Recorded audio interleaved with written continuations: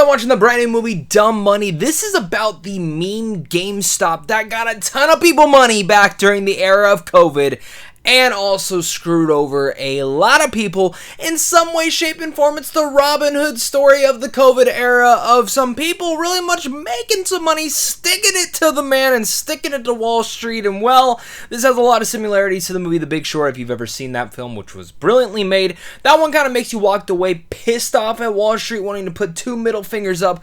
This one makes you walk away going, snickering all the way. And I thought this movie was quite entertaining and awesome. And to be honest, when this movie was announced, I was not too excited. I thought, I'm so over these COVID era movies. It's too relevant. I'm done. I don't want this. I want to escape into the movies. And while I had followed a little bit about it all, I wasn't fully versed. And, you know, that's my ignorance talking. I should have dove a little bit more into it. I could have even made some money too, like some other, or I could have been screwed. I mean, that's the truth. But that's the whole rise and fall of the entire stocks. And for me, Dumb Money ended up surprising me at every single turn, whether it's with the performances, the direction, which I didn't even know Craig Gillespie was directing this till the trailer had come out. And then I watched the trailer. I'm like, this movie looks incredible. And for people who don't know who Craig is, he directed films like Cruella, but he primarily directed one of my favorite films of a couple years back called I, Tonya, which I still think that's Margot Robbie's best performance. But if you still don't know what Dumb Money is about, well, Dumb Money is the ultimate David versus Goliath tale based on the insane true story of everyday people who flipped the script on Wall Street, got rich by turning GameStop, yes, the video game store that I still shop at, into the world's hottest company on the stock market, screwing over tons and tons of people on Wall Street as well. So I have a lot to talk about with this movie, and again, I'm very excited to hear your guys' thoughts. So if you are new here and you like talking movies, make sure to hit that like and subscribe button, as well as leave your thoughts down below. Were you a part of this? Did you invest at all in GameStop during this time? Do you shop at GameStop still? Do you still buy your media physical? First off, with every movie review, I love starting to talk about with the pros, and let's ride on over to the performances. First off, Paul Dano. This guy is incredible in every single thing he does. There's no doubt about it. He's very much a chameleon of some sorts. In any performance, he actually jives right into it.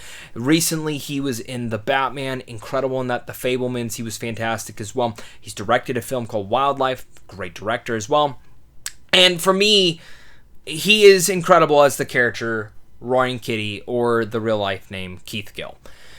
This is the guy that pretty much started this whole movement. This whole film is very much focused in on him, and it comes from his perspective. And I thought Paul Dano was absolutely superb in this. I also think it shows his acting chops, because I think a lot of people, when they do see Paul Dano, they think of the creepy guy from Prisoner or The Batman. I mean, we've seen this guy play a lot of creepy dudes. I think this film only showcases how charismatic Paul Dano can be, even if he is an awkward guy that is clearly very intelligent about the stock market and very addictive to it as well. And for me, what I really liked seeing from Paul Dano, and specifically I think a lot of this also goes to the script, is how much they really make you feel for Roaring Kitty. You really come to love this guy and want to cheer for him all the way through. And I found that to actually be quite superb, because I was a bit worried, and we'll talk about this a little bit in my cons, but when it comes primarily to his character, I was a little bit worried that we weren't going to dive into the niche of who he was, his family, and everything of that nature, and thankfully we were able to. Because his brother in this film is played by Pete Davidson, who I think gives a lot of good comedic moments. I wish they would have let him flex his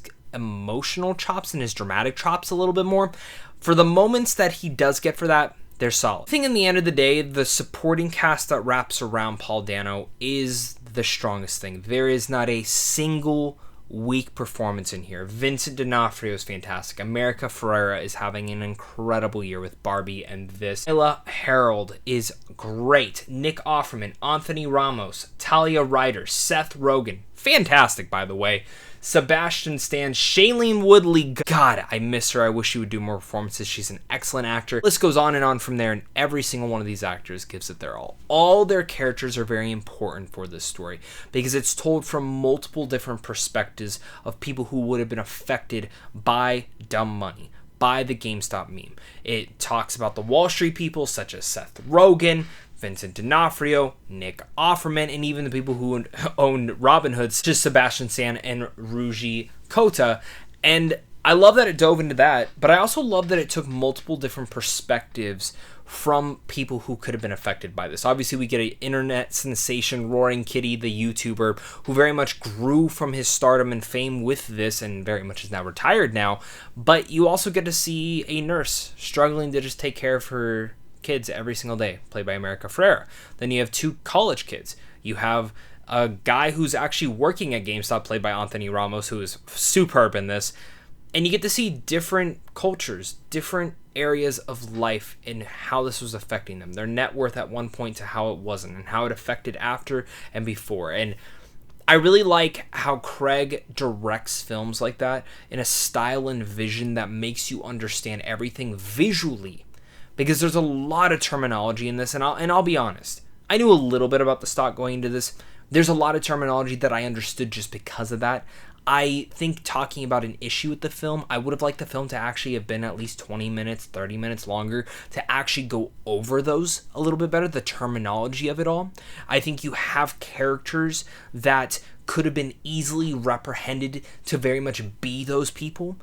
But at the same point in time, while I said that was an issue of mine, and I think that'll be an issue for most general going audience who go to see this movie, coin toss to that though, is the whole point of this was it was people who just wanted to stick it to the man, who wanted to make some money, but at the same time didn't fully understand what they were buying into. They were very much just following with the crowd. And personally for me, there's parts of me that upon sitting on the film and thinking that, I love it.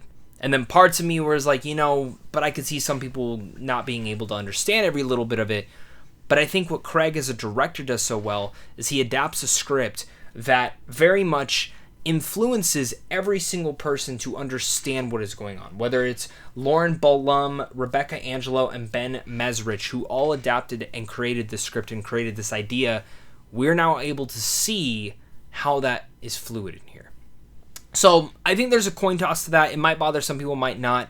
The more I sit on it, the more I actually find it to be a pro because it makes us average viewers feel and understand the characters. But there's still some terminology I definitely think they still should have gone over because you can clearly tell most of these characters understand it, and I think it definitely would have helped flesh that out. I know I'm getting ahead of myself and talking about the issues. It's just something that I had to mention. But jumping back into the story, the film is very intelligent in the way that it lays out all this, and then at only an hour and 44 minutes, it goes over a lot and flies by it all as well, while at the same time detailing every single one of the events through this entire time period. And again, that is something to be very clamoring of, very excited about.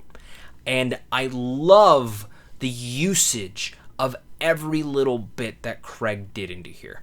I just sat there just very in awe of what I was watching and very entertained because the film itself has a lot of humor to it, but a lot of drama. And when you watch I, Tonya, it's very much more of a drama, but it has great humor knitted throughout it, and I found that Dumb Money did the exact same thing here. And while there is a lot of stakes here for a lot of different people, I found that dramatical avenue really made it an easy film to root for and cheer for. And I couldn't get enough of it. I think this movie could have been 20 minutes longer and I would have been fine with it. The way that it explores something that was so relevant, like just a couple years ago, but makes it so in-depth and niche and dives right into it to where this is an event that just flew by. Like, it felt like everyone was talking about it and then poof, gone. That's it. And that's how media is. And we don't typically get movies about this. And I was I'm contradicting myself on how I thought I wasn't about this film when it was first announced. But I'm actually appreciative that we have it now about something so relevant. Because typically films like this you wouldn't see for like 10, 15 years from now when it's been very much obsolete and no one's really talking about it anymore. I mean, the thing is I don't even think people are really talking about it now. But it's just a movie that just, it makes you snicker, it makes you smile, it makes you so satisfied for a majority of it all. And I think Paul Dano delivers probably one of my favorite monologues of the year, specifically during like a whole court proceeding hearing.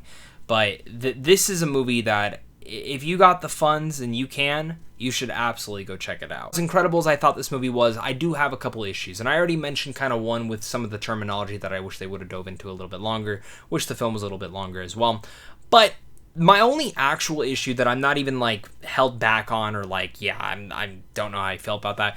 I do think there's too many characters. While I like the different perspectives, if you're gonna have that many characters, you need to give me a little bit more emotional stakes to each and every person involved with this. And if you don't need to do that, then I think you should have focused in on other perspectives of this all. The news media. That's one aspect that I think was heavily missing from this. You see slights and little sideshows to it all, but nothing that was ever super important to it all. And that's one aspect that I do think was needed. You either needed to develop these characters a little bit better, or do something like The Big Short, where the characters aren't heavily developed, but they're going through every little concept, every piece that you needed to know during this time frame. And I wish this film would have also done it. At the same time as well, this film is very much seen before. Not within the story, but in the context of everything that you've seen with the way that it's filmed, stories told, all that sorts of things. But what I will always give credit where credit is due is Craig knows how to craft a story. So while I'm not complaining, but giving that as a con, and some people will definitely have that more of an issue of just kind of being like, I've seen it all before, it's an entertaining story, I'll probably forget about the rest of the movie. I find that Craig's mic drops are always the best when it comes down to musical numbers, and there's a couple in here that really just add to it all. As I said that, there is one thing in here that I think I just get annoyed, and it's some pop culture stuff. Now, again, I understand this is a true story, but there's some TikTok dance humor in here that was funny, but also heavily cringy. And it kind of felt a little out of place and a little fake, but I digress.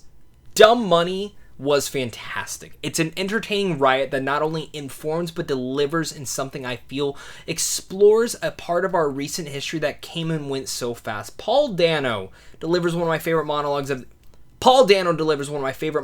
the year. It's an easy to cheer for, hilarious, and intelligent film that I highly recommend, even with all the little nitpicks and issues that I already addressed. So with all that said, I'm going to give Dumb Money a B+. Thank you so much again, guys, for watching this. Make sure to hit that like and subscribe button, comment down below your guys' thoughts, and of course, until next time, stay class.